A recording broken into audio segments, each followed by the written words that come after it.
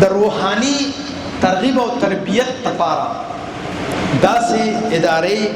او داسې روحاني تربیتګاه هغې ته تک پکار د خپلو ماشومانو سره چې تاسو ځئ نو ستاسو د ماشومانو هم هلته مینه او محبت پیدا کیږي او هغې سره به لګاو پیدا کیږي نو که تاسو سبا نم یې نو ستاسو د ماشومانو به هغه روحاني تربیت حوالې سره به پورا هغه اورینټیشن شوي وي د هغې ته به د هغې ادراک شوي وي صحیح ده جي همدغه رنګې د ماشومانو په خوشحالۍ او په غم کې پورا شریک کېدل پکار دي اوس د ماشومانو په خوشحالۍ او په غم کې څنګه شریک کېدل پکار دي ماشوم دی د مثال په توګه باندې هغه د تاسو یو کیلونه راوړی ده هغه کیلونه چې ماته شي نو هغه خپه کو خوشحاله وي خپه وي نو ته به سره کینی چې خو دا خو ماته شوله خیر دی بچی اس خبره نه ده ته خپه زم خپه ما ان شاء الله خدای پاک پیسې راولي زه به تعالی بل کیلونه واخلم او خفګان مکوه نو دا ته د هغه په خفګان کې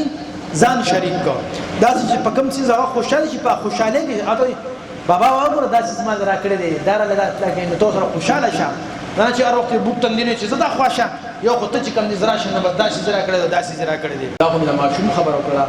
هم د قرانګي د کور والا پرشتہ دارو په غم کې بم شریک کیږي او په خاده کې شریک کېدل پکار دي او په خپل رشتہ دارو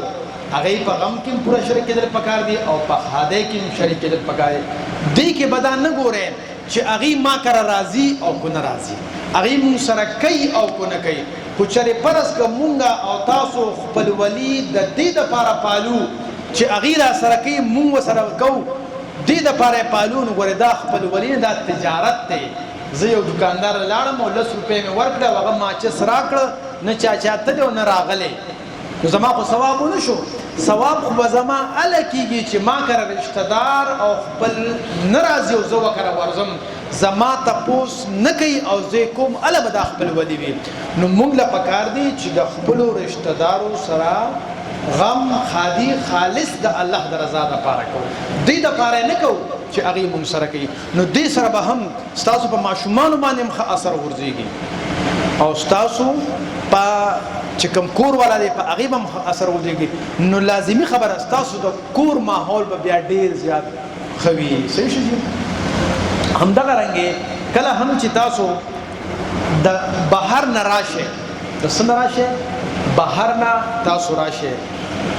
نو کور والا له پکار دی دا به ولیکئ کور والا له پکار دی کو په کور کې هر څه د غم خبره شوي وي خو فورا تاسو ته کوله نه دی پکار لومبی سړی اوبه ورکي خو د چا وس کېږي نو روح افزای شربت ورکي ګینې د ګوړې شربت ورکي سا صورت شي روټۍ نه خوړي روټۍ وخوړي شي بیا کو ضروري خبرې هغه کول پکار دي نو دا لیکل پکار دي چې کله هم سړی د بهر نه ستړی ستومانه راشي نو هغه ته به فورا د غم خبره نه کوي ځکه دې سره انسان جذباتي طور باندې د کنټرول نه بهر شي د مثال په توګه باندې په دې تیره روژه کې زه په پېښور کې ومه نو زما دا ګاډې وروسته د موټر سایکل والا ووخه اوس هم تور دی چې وی وخه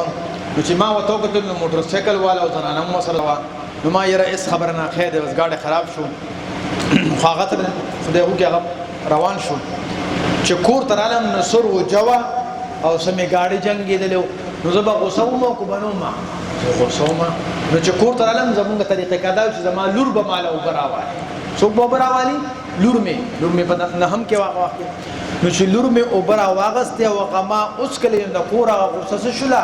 کمه شوله کو چرې پرس کا زه راغلی وې او په ځای د دې چې اوبه ماله راکړې وی چې تو خبر خو نه جي هغه زوی دی نه دی هغه خو کمپیوټر مات کړی دی که نه خان د داسې کړي اول خو په زوی ورغلی هغه سره مې غوبل کړه بیا ورته چې ته هسې دلته ناست دی تا ورته نه کتل ورکه تا سره هم داسې چل کوم نو لوی غوبل به شروع نو هغه موټر سایکل والا غوسه په کوم ځای کې وتې وه یا په زوی وتې وه او یا په ښځه باندې نو چې کله هم سړی د بهر نه راشي نو ښځې له پکار دي یا لور له پکار دي چې هغه اوبه ورکړي نو کله هم چې سړی د بهر نه راشي نو لور به اوبه ورکوي خزر نه دی پکار لور له پکار دی دا غي څه وجه ده لور چې د اوبور کې ینه پلار لا نو د دې لور با بار بار اوبو ورکول سره عادت جوړ شي چې کلم سړی د بهر نه راشي کو هغه می پلار وی که هغه می رور وی که هغه می خاوند وی که هغه می زقر وی نو هغه له اوبو ورکه دا لور عادت جوړ شو نو د دې لور عادت چې جوړ شي نو کله چې بیا دا واده شي نو دا چې خاوند دی غوسه راشي نو بیا به ته د غم خبرې نه کوي اول به ولا اوبو ورکوي نو چې اوبه ورکړي نو خاوند به غوسه نه کوي بلکې غوسه به کنټرول نو لور به هم الته په امن کوي بیا هم دغه لور به سبا خواخي شي نو چې خواخي وي نو کله چې د دې زوی راشي ستړي ستومانه نو شیطانی به وته نه کوي بلکې اول به ولا اوبه ورکوي نو د زوی غوسه به هم کنټرول نو هغه زوی به په خپل خزه باندې غوسه نو کوي نو تا د یو ګلاس اوبو ورکولو د وجنه د درو نسل تربیت کو اوس دا خو یو ګلاس وبدي خدای تربیت درو نسل پورې لاړ نو کو چره پرس کا مونږ پکور کې دا آئین او دستور ولیکو نو د دې فایده به درو نسل پورې لږ پرونه خبره د کوم زلاړم مردان نم نو مشر لور مې اوبر واغسته چې هغه اوبرور نو کښ لور د درو کال دا چې هغه وکړه چې بابا له اوبر وانه نو هغه ګلاس را واغسته هغه را له اوبر وړي اوس هغه ته خو ما نو ویل او هغه ته دا سفر چې بابا به غوسه راغلی کتهږي براغلی خو مشر راوغس نه کشر راوغس اوس دا خبره د ذهن کې پرې وتا چې سړی د بهر نه راشي هغه به ورکو